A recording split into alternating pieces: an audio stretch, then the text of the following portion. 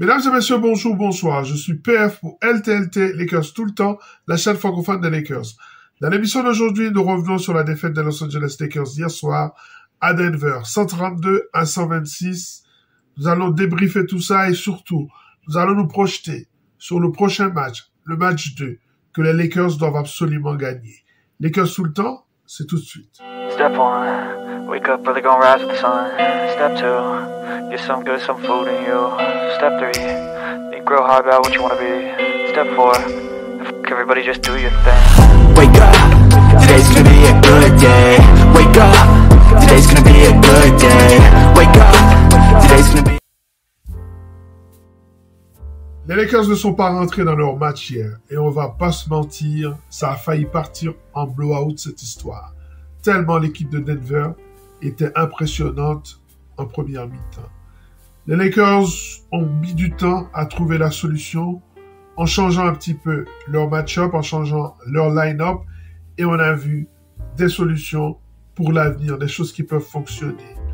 Les deux équipes ont eu à peu près le même pourcentage de réussite au tir, 56% pour chacune des équipes et 47% à 3 points pour Denver contre 46% pour les Lakers. La différence s'est faite au niveau des lancers francs. 88% pour les Lakers contre 77% pour Denver. Cependant, les Lakers se sont fait manger au rebond. Une différence de 47 à 30, soit 17 de différence. Voilà comment ils ont perdu ce match. Du côté de Denver, bien sûr, le triple-double de Jokic, mais aussi 6 joueurs à plus de 10 points, dont Caldwell Pope à 21 points et Jamal Murray au-dessus des 30 points. Du côté des Lakers, LeBron James a fait un bon match, 26 points, 12 rebonds, 9 passes décisives. On parlera de ce tir pris face à Jamal Murray dans le Money Time qui a coté, à mon sens, le match aux Lakers. De notre côté, Anthony Davis, 40 points, 10 rebonds, 2 contre. On l'a vu dans un autre registre que pendant le début du match. On l'a vu en deuxième couteau, en deuxième lame dans la raquette. On en parlera aussi dans les ajustements à faire pour les Lakers. Austin Reeves a fait un excellent match, surtout un excellent quatrième quart-temps. Je pense qu'il a ramené pratiquement à lui tout seul son équipe dans la bagarre. Tout ça est de bon augure pour la suite. En sortie de banc, le meilleur joueur à être sorti du banc, ce n'était pas Bruce Brown, même s'il a fait un excellent match, mais c'était plutôt du côté des Lakers avec Rui Hachimura, 17 points. Cependant, attention, parce qu'Hachimura, 17 points certes, mais 0 rebond. 0 rebond, on ne peut pas vivre avec ça. Voici maintenant 10 ajustements que les Lakers doivent faire s'ils veulent gagner le prochain match. Premier ajustement, réduire 2 des 3 influences de Jokic sur son équipe. On a parlé du scoring, on a parlé des passes décisives et aussi des rebonds. Hier soir, en triple-double, il était magnifique dans les 3 secteurs, même si on a vu les Lakers trouver des solutions à la fin du match. Bien sûr, ce n'est pas facile, parce qu'il faut faire un choix.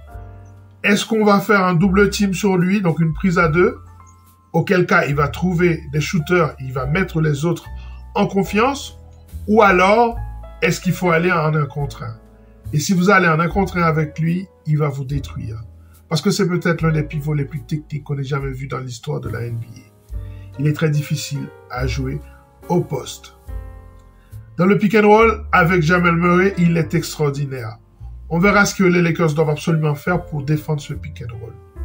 Donc soit on décide de le laisser en 1 contre 1, soit on décide de le blitzer ou de le prendre en double team. Donc à ce moment-là, il faudra vivre avec les conséquences. Toujours est-il qu'il faut réduire 2 de ces 3 influences.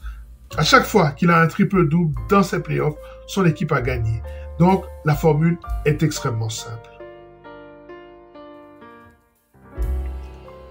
La deuxième chose, c'est que les Lakers doivent absolument jouer plus grand. Ce système de faire jouer les 3 arrières, je vous en avais parlé lors de la dernière émission, parce que ça avait fonctionné face à Golden State. Mais Golden State, c'est pas du tout Denver. Denver, c'est une équipe de grande taille. Imaginez Le small forward, il fait 2,8 m.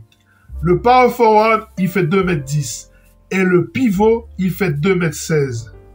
Donc, vous avez de la taille sous cette ligne de front court qui va poser problème aux Lakers s'ils ne s'adaptent pas.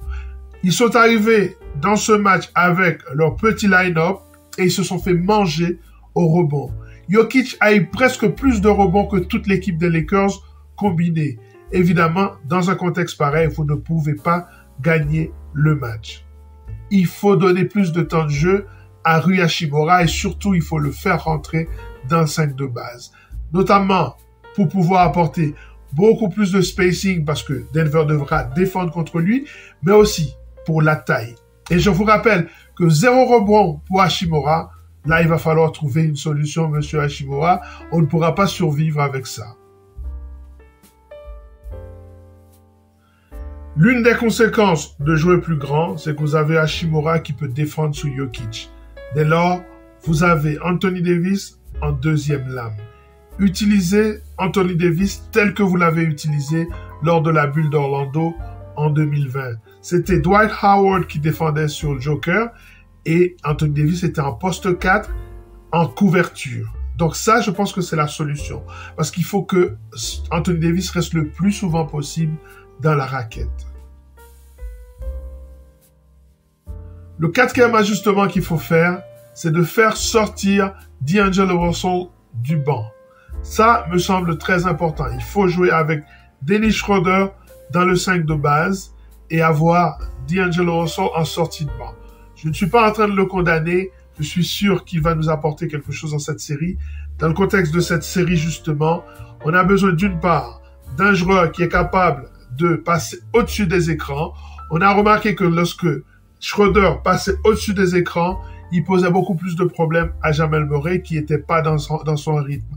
Quand il passe en dessous des écrans, il se retrouve face à un Jamal Murray qui est déjà dans une motion, dans un geste prêt à tirer et à réussir son tir. Donc, il faut quelqu'un qui soit capable de passer au-dessus des écrans. Et le meilleur qui le fait dans cette équipe des Lakers, c'est Dennis Schroeder. Ça, c'est la première raison. La deuxième raison, c'est que vous avez besoin du scoring en sortie de banc. Puisque vous faites rentrer Hachimura dans le 5 de base, à ce moment-là, vous avez plus sur le banc quelqu'un qui est capable d'arriver et de vous apporter du scoring tout de suite. Donc, vous avez un joueur qui a besoin de sortir du banc et de voir un peu l'ambiance du jeu. Ça, c'est la deuxième raison. La troisième raison, c'est que D'Lo a besoin de confiance. Et je pense qu'il sera beaucoup mieux en sortie de banc face à des joueurs du banc que d'être dans le 5 de base et d'avoir, par exemple, Caldwell Pope, qui est peut-être le meilleur défenseur de cette équipe de Denver, directement face à lui. Et la quatrième raison, c'est qu'il ne défend pas. Et s'il ne défend pas, il fragilise cette équipe des Lakers, donc c'est mieux qu'il arrive avec la second unit. Le cinquième ajustement, c'est que LeBron James doit être le principal ball handler de cette équipe des Lakers. Pourquoi? Parce qu'il est capable de contrôler le jeu et surtout, il est capable d'identifier les mismatchs et de les exploiter. Le sixième ajustement, c'est de continuer justement à cibler Jamal Murray. Pourquoi? 1. Vous marquez facilement. 2. Vous mettez de la pression sur cette défense de Denver qui n'a pas de shot blocker. Et 3. Vous risquez de mettre cette équipe de Denver en problème de faute. D'autant plus que quand un joueur comme Jamal Murray doit défendre pendant tout le match, il devient moins efficace en attaque. Le septième ajustement, post-up de LeBron et jeu à l'intérieur pour Anthony Davis. Vous allez mettre de la pression sur cette défense de Denver. Le huitième ajustement, mettre en place des stratégies pour mieux contrôler le rebond. Énergie, box out, tout le monde doit aller au rebond. Je vous rappelle que Denver a gagné la bataille du rebond de 17 unités. Joker, 21 rebonds, l'équipe des Lakers tout entière, 30 rebonds. Je vous rappelle, un excellent match d'Hachimura, mais 0 rebond pris pendant le match. Ça ne peut pas continuer comme ça. Il faut absolument que cette équipe des Lakers soit beaucoup plus active au rebond. Évidemment, cette question de rebond a été justement la conséquence de match-up qui ont été proposés par Darvin Ham en début de chaque mi-temps. Je vous rappelle que le contrôle du rebond est l'une des forces des Lakers. Imaginez-vous qu'avant cette série face à Denver, les Lakers étaient la deuxième équipe au rebond. Quand ils sont rentrés dans la série face à Golden State, ils étaient la première équipe au rebond avec 48 rebonds pris. Imaginez-vous, hier, ils ont pris 30 rebonds, c'est-à-dire 48-30, vous faites la différence. Vous avez de 18 rebonds de moins que ce que vous faites d'habitude. Donc ça, il faut pas se leurrer. On ne peut pas gagner la série si on continue comme cela. Le 9e ajustement à faire par les Lakers, c'est améliorer la défense en transition. Dans ce premier match, les Lakers ont été catastrophiques en défense en transition. Denver est très mauvais aussi dans la défense en transition, mais hier, ils ont été meilleurs que nous. Il va falloir régler ce problème. Le 10e ajustement, c'est quand Dennis Schroeder n'est pas sur le terrain pour défendre au-dessus des écrans, il faut que ce soit LeBron qui défende sur Jamal Murray. De telle sorte que quand on switch, on se retrouve non pas avec le Joker face à Dennis Schroeder, mais le Joker face à LeBron James et Anthony Davis en couverture sur Jamal Murray. Je pense que c'était ce qui s'est passé dans la bulle d'Orlando. Il va falloir revoir cette formule-là. Elle a apporté ses fruits. Peut-être ne pas l'appliquer sur tout le match, mais de temps en temps, je pense que c'est ce qu'il faut faire.